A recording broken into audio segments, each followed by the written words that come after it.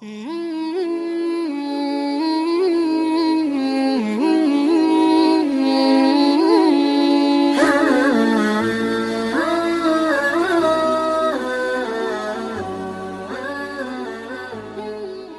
pemirsa, Anda saat ini masih terus bersama Haul ke-49 Kiai Haji Abdul Wahab Hasbullah, inisiator, pendiri, dan penggerak NU, pencipta lagu Ya Ahlal Waton, serta pahlawan nasional secara virtual. Berikutnya, tausiah dalam rangka Haul ke-49 Kiai Haji Abdul Wahab Hasbullah oleh Gus Baha kami haturkan.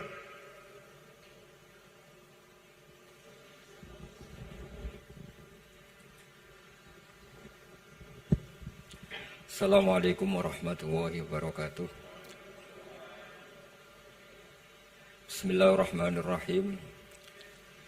Allahumma ya Allah ihdinas siratal mustaqim siratal ladzina an'amta 'alaihim ghairil maghdubi 'alaihim waladdallin amin.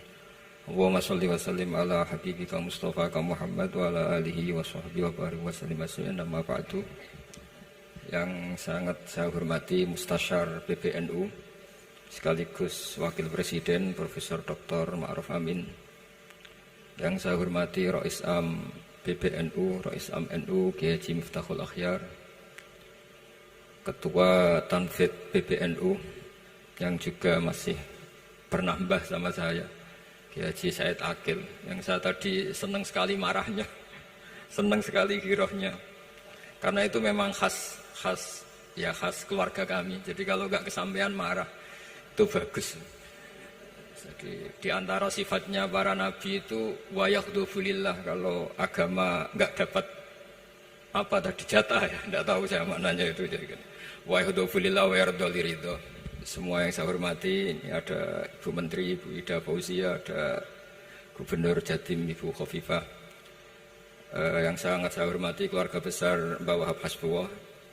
Di sini secara berurutan ada Nyai Mutmainnah, ada Nyai Mahfuzah, ada Nyai Hizbiyah, ada Nyai Mujidah. Yang sangat saya hormati Kiai Haji Hasib, Kiai Haji Rokib, semua yang saya hormati para santri, para alumni. Alhamdulillah tadi acaranya banyak sekali, jadi saya nanti ngaji insya Allah 15 menit. Karena menurut saya solusi bangsa ini itu mudah sekali kalau mau niru Mbah Wahab. Saya kemarin ditilihi Gus Hasib, saya tidak bilang bertamu karena kalau tamu itu seakan-akan saya yang jadi tujuan, tapi niliilah karena beliau orang sepuh. Kemudian beberapa hari dikasih paketan buku beliau tentang Mbah Wahab, buku dari beliau tentang Mbah Wahab. Tapi sebetulnya saya tahu banyak tentang Mbah Wahab tanpa buku itu, karena Mbah Maimun guru saya, juga bapak saya Kiai Haji Nur Salim sering cerita. Kiai Wahab itu pedagang, juga ulama, juga politikus, juga pahlawan. Kita sebetulnya melihat itu sederhana, hanya sederhana dalam pikiran ulama. Jadi pernah suatu ketika Sayyidina Ali itu marah besar ketika melihat umat Islam itu pasif itu tidak aktif, sehingga beliau marah besar. Di antara kalimatnya itu, karena ini tengah-tengah kalimat, langsung pakai fa'ataf atau fa'tafrek atau apa sajalah, nanti terserah santri-santri yang iqrob. Fakubhan lakum hina sirtum gharadun yurma. Jadi umat ini akan buruk sekali ketika posisinya itu objek yang jadi sasaran tembak atau sasaran perasan pihak lain. Ketika misalnya haji itu bagus prospek, nanti ujung-ujungnya yang bikin sajadah kadang orang sana, mau biang kubu sebelah, nanti sensitif secara politik. Nanti ketika umat Islam punya kebutuhan pakaian ihram besar, juga yang produk kadang orang lain. Begitu seterusnya, sehingga setiap kebutuhan kita pun yang produk itu orang lain. Sehingga Mbah Wahab berpikiran sampai impor mori, pas itu kain putih. Begitu juga traveling, ketika umat Islam butuh mudah pergi ke Mekah untuk haji dan umrah, juga bironya itu kadang orang lain. Zaman itu Hindia Belanda, sehingga beliau dulu sudah mendirikan semacam biro haji. Itu semua adalah madhab, di antara madhab Sayyidina Ali ketika beliau mengatakan fakubhan lakum hina sirtum gharadun yurma. Buruk sekali kamu di mana-mana ini jadi objek. Misalnya kira-kira ginilah, kalau kholnya Mbah Wahab itu ada 10.000 santri, Dan semuanya karena keluarga kiai itu dermawan, sama Bu Mujidah dikasih makan semua. Nanti cateringnya yang menyediakan orang lain. Kita tidak punya kecakapan produksi itu atau melayani itu. Sehingga perdagangan Bawahab dalam tradisi keulamaan itu dimaknani sebagai supaya kita ini jadi aktor. Baik di perdagangan, di politik, maupun dalam solusi urusan-urusan publik. Misalnya sekarang ada problem apalah. Sebetulnya solusinya gampang sekali. Ketika kita minus atau ketika kita tidak berkecukupan. Mulai dulu ulama itu solusinya gampang. Pernah suatu Abdul Qasim Al-Junaidi atau siapa sajalah, ini karena polanya sama. Menyuruh muridnya, saya tolong belikan ikan. Cara sekarang mungkin dikasih uang 50.000, terus dikasih tahu sama muridnya, Pak Yai uangnya tidak cukup karena harga ikannya 70.000. Terus kata gurunya, beri lebih murah lagi. Uang 50 aja tidak cukup, kok cari yang lebih murah. Kata beliau, arkhisuhu bitarki. Ya bikin murah karena kamu tidak berkeinginan. Jadi nggak usah belikan katanya. Ini penting sekali karena dulu ada solusi masyhur itu makalahnya Imam Syafi'i itu. Kata beliau, fa innal ghina anisya'ila bihi. Kalau kamu ingin tidak tergantung sesuatu, maka hindari sesuatu itu. Jangan memaksakan memenuhi sesuatu itu dengan memaksakan, tapi hindari sesuatu itu. Saya misalnya kalau nuruti kepengin misalnya, kalau saya dengan nafsu serakah saya, mungkin saya ingin punya mobil mewah, ingin apa saja. Tapi itu membuat saya tersiksa karena harus menyediakan ini itu. Ya sudah, tidak usah ingin. Sehingga mudah sekali. Makanya kata ulama dulu, fa innal ghina anisya'la bihi. Untuk menjadi berkecukupan, usahakan banyak hal yang tidak Anda butuhkan. Semakin banyak hal yang kita butuhkan, maka kita akan tergantung akan sesuatu itu. Makanya banyak ilmuwan, saya sering diskusi sama pakar-pakar sama ilmuwan. Apakah negara Amerika itu negara yang kuat? Banyak ilmuwan yang berpikir itu ilmuwan politik, bukan tasawuf. Berpikir negara paling lemah itu ya kayak Amerika. Karena semakin powernya kuat, ketergantungannya semakin kuat. Untuk memenuhi kebutuhan listrik harus begini, untuk kebutuhan minyaknya harus ini. Semakin kita kuat, maka ketergantungan akan sesuatu semakin banyak. Jadi ibarat orang yang punya Alphard sama yang enggak kayak mana? Ya kayak yang enggak, karena kebutuhannya ada banyak. Artinya dalam kondisi krisis, ulama masih punya solusi, yaitu al-ghina itu anisya'la bihi. Jadi usahakan ketercukupan itu karena menghindari kebutuhan-kebutuhan yang tidak primer, yang tidak prinsip. Bukan memaksakan semuanya terpenuhi. Karena kita ini ulama. Dulu ketika sebelum ada negara, belum ada TNI, itu ulama punya cara untuk melawan Belanda. Karena mereka terbiasa punya loyalis, punya muhibbin, punya ghirah, punya strategi. Sehingga Belanda itu kesulitan ngedidik ulama. Apalagi mereka terus ke Mekah, ketemu komunitas internasional yang semuanya berfatwa bahwa penjajahan harus dilawan. Itu luar biasa. Belum ada negara, nggak ditopang negara, kemudian tetap bisa melakukan perlawanan. Coba kalau dulu ngelawan nunggu, wah saya mau ngelawan penjajah kalau saya diangkat jadi TNI, saya mau ngelawan kalau saya punya otoritas yang disahkan negara, itu ribet, negara belum terbentuk. Makanya ini saya tidak akan ngaji lama-lama, tapi saya akan cerita khas Bawahab sesuai riwayat yang saya dapatkan dari guru-guru kami, bahwa beliau tadi seperti yang dikatakan Pak Said, membina dan menyebarkan NU kemana-mana tanpa uang proposal. Nggak kebayang saat itu proposal kepada siapa, negara sendiri masih susah. Lalu mau diajukan kemana? Terus yang mau tanda tangan itu ya siapa? Jadi yang saya tahu tadi, yang penting kita niru sesuai yang diidam-idamkan tadi Sayyidina Ali. Jangan sampai kalian itu menjadi gharadun yurma. Ada apa saja orang lain yang memikirkan labanya, kita yang jadi objek. Sehingga zaman itu kita terima kasih semua sama Mbah Hashim, sama Mbah Wahab. Karena ini zuriyatam ba'duha min ba'd. Kita tahu Mbah Wahab putra Mbah Hasbullah, punya ibu Nyai Fatimah, terus sampai Mbah Abdus Salam ya.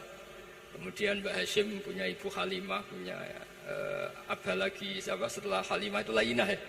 Nah, terus Mbah Abdus Salam, jadi ini zuriyatam ba'duha min ba'd. Kalau dalam tulisan itu sampai Mbah Abdul Jabbar bin Ahmad bin Mbah Sambu. Memang Mbah Sambu punya beberapa saudara, diantaranya ada yang namanya Mbah Yusuf, itu yang melahirkan keluarganya Mbah Ahmad Siddiq Jember, Mbah Siddiq Jember. Ada yang Abdul Halim yang melahirkan keluarga Lasem, termasuk saya itu lewat jalur Mbah Abdul Halim.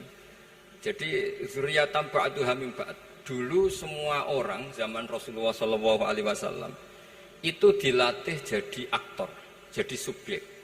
Sehingga orang yang miskin pun ketika perang Tabuk, perang Dzatil Usrah itu semua menyumbang. Ada yang menyumbang emas yang nggak terkira, yaitu Sayyidina Utsman. Ada yang cerita, ya Rasulullah saat tadi malam buruh dan punya beras hanya 2 kilo, yang 1 kilo saya sumbangkan jenengan, yang 1 kilo saya pakai untuk keluarga kami. Sekarang logikanya sederhana, kalau orang miskin 3.000, pas itu anggap saja pasukannya misalnya 3.000. 3.000 nyumbang beras 1 kilo, itu artinya terdapat 3.000 kilo beras. Artinya apa? Orang Islam yang miskin membiayai dirinya sendiri untuk makan. Dan mereka adalah aktor heroik. Tapi kalau misalnya ini orang-orang miskin ini tidak mau urun rembuk, kemudian menjadi beban negara, maka yang harusnya dipakai senjata, dipakai beli sembako. Dulu zaman Nabi meskipun orang itu miskin itu semuanya bersifat heroik. Sehingga perang Dzatil Usrah itu perang paling dikenang Al-Quran. Nah, efek dari ingin memberi adalah tidak tamak. Makanya kalau dalam kitab tasawuf itu orang pikir itu gak dikritik. Yang dikritik orang tamak. Karena orang menvonis orang lain kikir itu pasti karena berkeinginan mendapat. Kalau tidak berkeinginan mendapat, maka orang lain tidak akan kamu vonis sebagai kikir. Andai kan kita semua ingin memberi sumbangan kepada Indonesia, maka kita tidak akan menvonis pemerintahan kita tidak becus ngurmat kita. Meskipun pemerintah tentu berkewajiban ngurmat orang-orang miskin itu tentu. Tapi andai kan semua orang miskin berpikir ingin menyumbang pemerintah, maka tidak akan menyalahkan pemerintah ketika faktanya nanti suatu saat atau kapan saja, semoga ini tidak terjadi, itu tidak mampu menyumbang. Karena masyarakat kepikirannya memberi, bukan mendapat. Ini solusi-solusi yang diajarkan Rasulullah SAW yang disebut al-yadul ulya khairun minal yadis sufla. Jadi bahwa posisi memberi jauh lebih baik ketimbang posisi menerima. Sehingga ketika Allah mensifati orang baik itu siapa? Allah mensifatinya sederhana. Wa mimma razaqnahum yunfikun. Orang yang kepinginannya itu yang memberi. Itu dulu zaman Nabi pas perang Khandaq, pas perang Tabuk, pas beberapa perang, itu orang yang paling miskin pun turun. Sampai orang-orang munafik mencibir, inna Allaha ta'ala la ghaniyun an shadaqati hadza. Allah tidak butuh sedekah hanya 1 kilo. Tapi coba efeknya dari sedekah 1 kilo itu tadi, misalnya orang miskin yang perang 3.000, itu semuanya memakan uangnya sendiri setidaknya enggak jadi beban negara. Terus mentalnya itu patriotik. Dari mental patriotik itu ketemu Belanda kayak apa, mereka bisa makan apa saja. Mulai ares gedang, mulai apa saja, yang penting halal. Karena mentalnya dari awal heroik. Tapi andai kan mereka mentalnya tomak, mungkin sudah mati karena wah nunggu negara ngasih makan, proposal dulu sedang mati. Tapi orang dulu enggak, karena heroik inginnya memberi sehingga bisa mendapatkan solusinya sendiri. Ini solusi yang saya tawarkan sebetulnya ini mudawwan. Artinya mudawwan itu ada di beberapa kitab, lihat di beberapa tafsir istilah perang Dzatil Usrah, perang Tabuk atau perang apa saja itu memang zaman itu susah sekali. Itu menjadi solusi utama adalah setiap orang ingin bermental patriotik. Nah, kalau sudah orang bermental patriotik itu gampang, ukur apa saja itu gampang. Karena tadi dari 3.000 atau 1.000 atau apa saja pasukan, sampai ada yang urun tadi beras 1 kilo, tapi 1 kilo itu menjadi satu watak, satu karakter bahwa bangsa ini inginnya memberi sama negara. Sehingga negara ini mudah merdeka. Coba kalau semua orang miskin zaman itu bermental ingin mendapat, ribut proposal, nyalahkan ini, enggak didata miskin tersinggung, kan capek. Jadi ini memang zaman akhir ya agak aneh, orang enggak didata miskin itu tersinggung. Kalau besanan nyari yang kaya, tapi kalau ada sumbangan nyari sebagai yang miskin. Jadi kalau tanya solusi khas ulama, kita belajar dari perang Dzatil Usrah. Itu orang yang miskin semuanya urun. Nah barokahnya urun itu kemudian mereka bermental patriotik. Barokahnya patriotik, yang kaya, yang miskin, yang pinter semuanya berkontribusi untuk menyumbang negara. Akhirnya negara ini bisa merdeka sebelum terbentuk TNI, sebelum terbentuk Polri. Karena tadi keinginan memberi, keinginan patriotik. Sehingga cerita buyut-buyut saya ketika Belanda atau apa Jepang, itu yang dicari di geladak saya itu ya kitab. Karena kitab ini dianggap sumber inspirasi mereka melawan Belanda. Dulu kita tahu masyarakat kita itu kalau ngerti Belanda itu dipanggil Doro, wis penjajah jadi diundang Doro. Itu kan terlalu dulu. Sehingga orang Arab itu kadang agak dengan tanda kutip mencibir kita. Kalau bahasakan negara jajahan itu mustakmarin. negara yang perlu rame karena cara berpikir masih terbelakang. Wong penjajah kok dipanggil Doro. Terus ketika beberapa kiai melihat Belanda baik karena di alun-alun dikasih masjid gini-gini, sudah tidak berotak karena anggap Hindia Belanda itu baik. Baru ketika era beberapa ulama, ada Mbah Hashim, ada Mbah Hasbo, tadi kata beliau Dwi Tunggal tadi, terus ada fatwa resolusi jihad, sehingga mereka baru sadar bahwa Belanda itu ancaman. Kayak apa pentingnya ilmu, kayak apa pentingnya fikih. Karena di fikih jelas jihad untuk melawan penjajah itu fardu kifayah. Tapi jika musuh kadung ada di kita, maka itu fardu ain. Tidak lagi ada prasyarat harus lelaki, harus merdeka, enggak, perempuan pun harus terlibat. Jika kita punya pahlawan kayak Cut Nyadin, beberapa daerah Kartini, itu ada di khazanah kitab-kitab fikih kita. Jadi kita tidak pernah kehilangan khazanah untuk menjawab muskilatus zaman, untuk menjawab problem-problem zaman. Tapi yang penting kita selalu ngaji, selalu belajar. Saya adalah orang yang sebetulnya tidak pernah ingin terkenal karena saya itu suka belajar. Cuma saya bikin pengecualian, mau diundang kalau pernah sepuh. Ternyata yang pernah sepuh itu banyak. Ini agak musibah bagi saya karena harusnya kiai itu ya dihormati, tapi gara-gara kalah sepuh digawe kongkonan. Saya ini kemana-mana digawe kongkonan. Jadi gayanya nasihati, tapi aslinya diperintah. Jadi tidak ada kerennya sama sekali. Saya di mana-mana posisinya al-makmur, diperintah.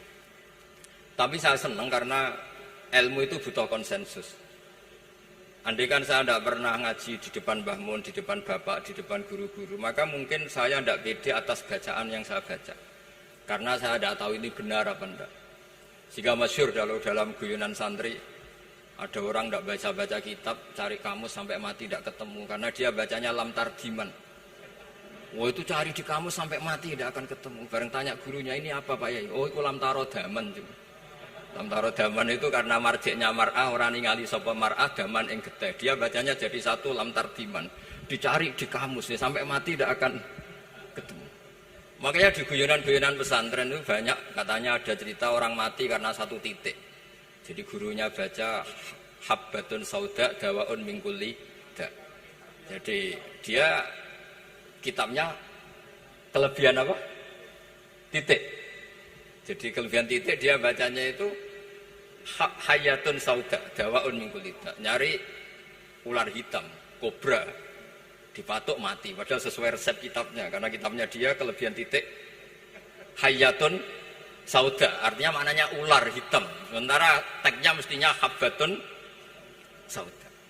Jadi kenaifan-kenaifan begini itu harus kita dandani karena yang bisa, kata Pak Said tadi, yang bisa itu kita cari kebenaran dari mana. Kita itu ya pokoknya ulama lah, tidak harus NU, tidak harus Muhammadiyah, pokoknya ulama yang wasatiyah. Itu nanti terus gimana yang wasatiyah itu kayak apa, tapi yang jelas ulama. Karena dulu zaman, kalau kita fair secara sejarah, dulu ya Mbah Wahab ya dekat Mas Mansur, dulu Mbah Hashim ngaji sama Mbah Ahmad Dahlan, sama-sama di Mbah Soleh Darat, ketika di Mekah ya sama-sama ngaji di Syekh Khotim Minangkabau. Jadi kalau era beliau itu ya memang dulu perbedaan itu nggak ada masalah. Karena perbedaan itu bawaan visi. Saya belajar usul fikih di antara yang diceritakan di buku-buku Mbah Wahab. Beliau itu ahli usul fikih. Sementara Ki Bisri itu suka fikih mateng. Sehingga memang ada perbedaan antara fikih mateng dan usul fikih. Saya beri satu contoh.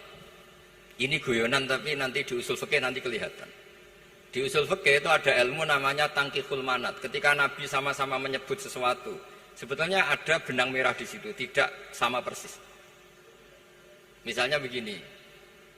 Ja'a a'rabiyun ila Rasulillah sallallahu alaihi wasallam. Faqala ya Rasulullah ahlaktu. Wa ma ahlaka qal waqatu imraati fi nahari Ramadan. Ya Rasulullah, saya ini orang yang rusak karena saya berhubungan intim dengan istri saya di ketika Ramadan. Terus Nabi ngendikan, ya sudah kamu harus merdekakan budak, saya tidak punya ya Rasulullah. Ya sudah kamu puasa 2 bulan berturut-turut. Kata beliau, puasa baru sehari saja kecelakaan apalagi 2 bulan. Karena kamu orang Arab lah, orang Arab itu, dia cerita ini di Arab kita. Terus, ya sudah kamu sedekah sama 60 orang miskin. Saya ini orang paling miskin. Susah kan menghadapi orang miskin seperti ini.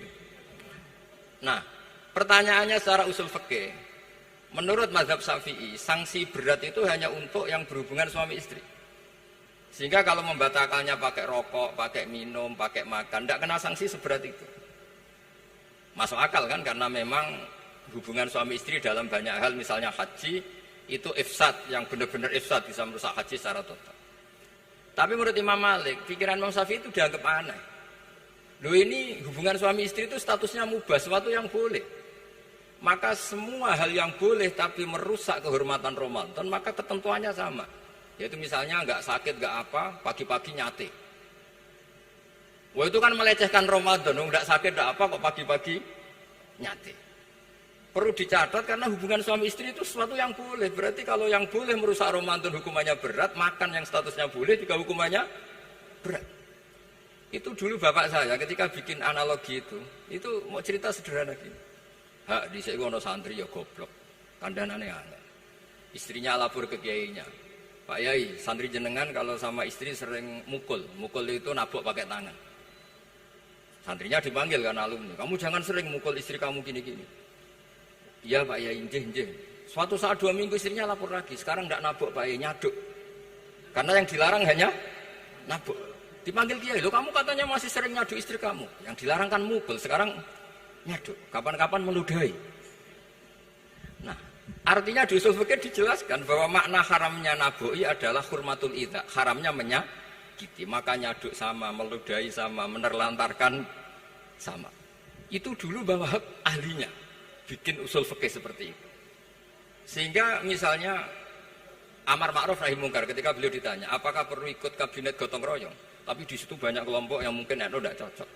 Pikirannya kayak apa harus ikut, justru ikut benahi dari dalam.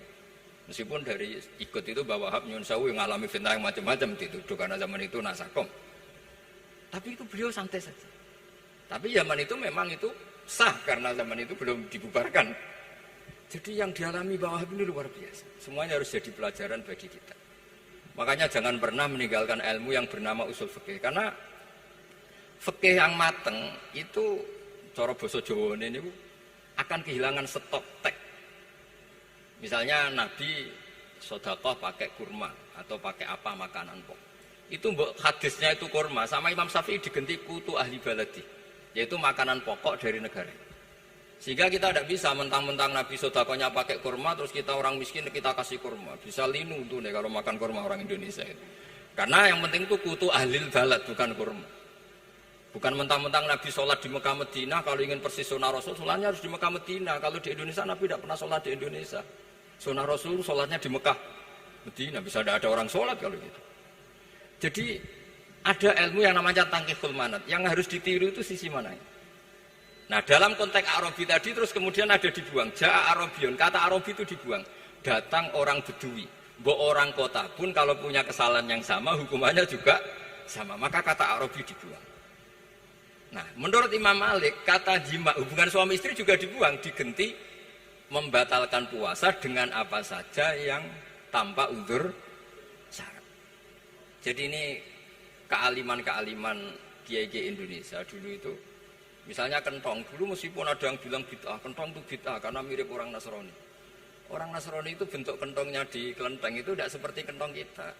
Adat Indonesia kalau pos kampleng ada maling, ada banjir pakai kentong. Jadi adatnya memanggil tuh pakai kentong. Makanya kiai-kiai dulu, ini mirip orang Nasrani, enggak mirip pos kampleng katanya. Padahal jelas menurut hadis sahih jelas ketika ada sahabat usul ya Rasulullah bikin kentong, wah jangan nakus itu nanti kayak Nasrani. Bikin buk itu trompet, jangan nanti mirip orang Yahudi. Ya dengan api ya Rasulullah, jangan nanti mirip Majusi. Datang sahabat tergesa-gesa, beliau mimpi kalau diajarin azan. Azan itu maknanya al-ilam, memberi maklumat waktu sholat. Akhirnya ada azan. Kemudian ulama Indonesia dulu Mbah Hashim sama Kiai Fakih Mas Kemampang, yang satu anti kentong, yang satu pro kentong. Itu dulu ya saling menghormati, nggak masalah. Karena fikih itu sekali khilaf itu mirip-mirip. Tadi Pak Said Akil nyinggung Palestina. Saya pernah ke Palestina. Itu banyak ulama Mesir yang mengharamkan orang datang ke Yerusalem, ke Masjid Aqsa. Karena mau tidak mau harus dapat visa Israel, berarti ngaku eksistensi Israel. Karena dianggap mengaku eksistensi Israel maka hukumnya haram. Tapi saya pernah ketemu Imam Masjid Aqsa. Beliau bilang begini, Pak Bahak, kalau orang Islam dari seluruh dunia tidak datang ke kami, maka eksistensi kami dianggap diabaikan oleh komunitas internasional. Dan itu dengan mudahnya Israel mencaplok kita. Sehingga separuh ulama Mesir juga mewajibkan yang mampu harus ke sana. Dengan cara itu Aqsa aman karena masih diperhatikan ulama atau komunitas internasional. Yang satu cara pandang ke sana berarti ngaku eksistensi Israel karena ada visa Israel. Yang satu bilang harus ke sana, dengan itu eksistensi Masjid Aqsa terjaga karena masih diperhatikan ulama atau komunitas Jadi di mana-mana khilaf itu ya seperti itu. Tapi alhamdulillah di kita itu khilaf itu biasa. Sehingga zaman kita mondok, saya itu pernah pengalaman buruk sekali saya ketika jadi Rois Musyawarah Fathul Mu'in. Itu ada pertanyaan gini Gus Hasib. Saya tanya gini sama orang. Gus, soft paling utama itu yang nomor berapa? Nomor 1 kata saya. Yang kedua, yang soft berikutnya, iya yang berikutnya. Kalau sudah tahu soft terbaik itu yang nomor 1, kenapa masjid gak dipakai memanjang selatan utara? Biar semuanya nomor 1. Selagi masjid itu memanjang barat timur, pasti ada soft 1, 2, 3. Itu kan kurang ajar betul. Jadi supaya orang soft 1 semua ya tinggal desain masjidnya, yaitu memanjang utara selatan. Selagi masih memanjang barat timur, pasti soft 2, 3. Terus saya kebalik tanya, lalu setelah begitu yang paling abdul siapa? Yang sisi kanannya imam. Ya sudah, imamnya dipojokkan pol selatan, biar semuanya dari pol kanan. Nanti ada masalah lagi, yang paling abdul siapa? Yang paling dekat imam. Yuskono kerubuti imam kan gitu. Jadi kalau nuruti fikih itu ya memang ilmu logika. Sehingga banyak orang jadi wali itu dari hasil ijtihadnya. Ada orang jadi wali karena sering sholat di shaf awal. Tapi ada wali pesaingnya justru jadi wali karena kalau sholat di belakang. Tapi tetap wali. Suatu saat dua wali ini ketemu. Loh, kamu kok wali? Padahal kalau sholat paling belakang. Saya tuh malu sama Allah. Kok kayak sok suci ya gue ngarep gitu. Jadi wali karena adab, bukan karena malas loh. Saya itu gak pede, saya saja kok sholat di depan. Maksudnya kok kepedean itu. Tapi tentu secara syariat tetap baik yang di depan. Ini saya bukan bela yang, kenapa saya cerita bela yang belakang? Karena yang bela jarang gitu, makanya saya. Dan kebetulan saya kalau sholat ya sering di soft belakang. Tapi ini saya cerita betapa logika fikih itu khazanahnya banyak dan luas. Dan kita bicara usul fikih itu biasa. Kita belajar sama beberapa ulama. Saya berkali-kali cerita di mana-mana. Muhammad bin Hasan Asy-Syaibani itu mewajibkan ulama kaya. Dan beliau kalau ngitung duit itu di kamar tamu, di ruang tamu.